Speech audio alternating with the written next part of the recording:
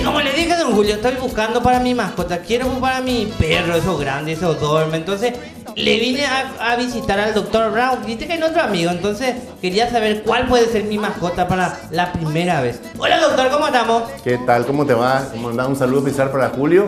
Bienvenido acá a la clínica veterinaria del Doctor Brown. Vamos a hablar de lo que son las mascotas. Sí, bueno. Yo quiero saber, doctor, por ejemplo, ¿cuál puede ser la mascota para mí, la primera mascota? Bueno, muy importante es definir lo que es la palabra mascota. La palabra mascota viene del francés mascotte, que significa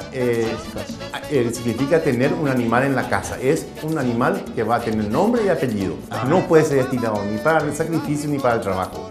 Es un animal de compañía que va a acompañar en la vida de las personas hasta el final de su tiempo.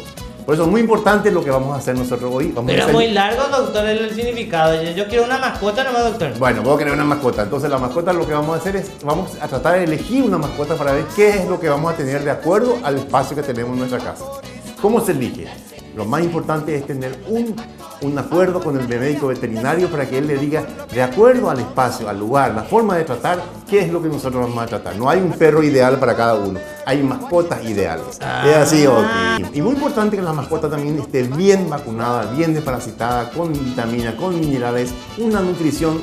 Hay que ponerle siempre vacuna, doctor, ¿verdad? Siempre vacuna, siempre vacuna. Y no quiero que se ofenda a mi amigo Julio a decir que la comida casera no es buena. La comida casera sí es buena para nosotros, no para la mascota. O sea, la mascota no tiene que comer No, tiene que comer comidas premium, o sea, las comidas que se compran en bolsa, de acuerdo al peso, al tamaño, la edad y la raza de cada perro. Cada perro tiene su alimentación. Así mismo es su alimentación. No puede comer un perro joven una comida adulta porque la alimentación y la nutrición es totalmente diferente. Así mismo. Entonces yo tengo, por ejemplo, un perrito nuevo, ¿verdad? Sí. ¿Le puedo dar leche?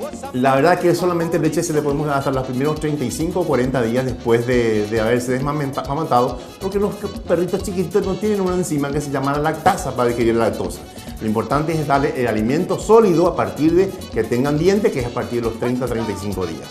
Y los gatos, doctor, como es el caso de los gatos. Los gatos son mucho más sencillos, son más independientes y ellos también se desmaman, se salen de su madre a los 30 días y se van a la comida seca también. Pero leche también. Leche sí, el gato no tiene problema. El gato no tiene problema de comer la leche, tampoco no puede pescado, atunes. ¿Y otra mascota que puedo tener, doctor? Así me llevo que pienso. Las cotorritas australianas, están los cobayos. ¿Están los loros?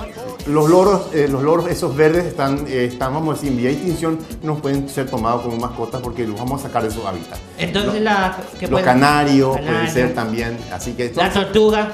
Las tortugas están en vías también de extinción, o sea que a no ser que vea las tortugas hayan nacido en la propia casa y estén registrados en el Servicio Nacional de Protección de los Animales. ¿Hay que registrar las tortugas? Sí, también es importante registrar las tortugas. Y después otro, doctor, que se puede tener como mascota, estoy pensando, doctor. Perros, gatos, podemos tener cotorritas australianas, podemos tener canarios.